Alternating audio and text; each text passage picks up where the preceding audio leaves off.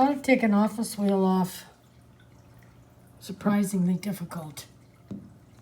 You have to hold it still here while you push away the wheel.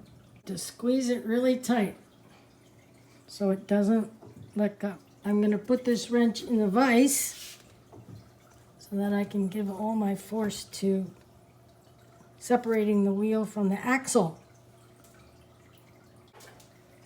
Screwdriver, you will have to hold it while you pull the screwdriver toward you. And you're going to work it around.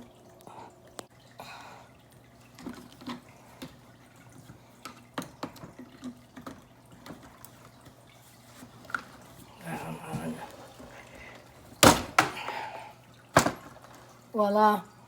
Pretty simple to put it back together. Just line that up, clip it over, line that up.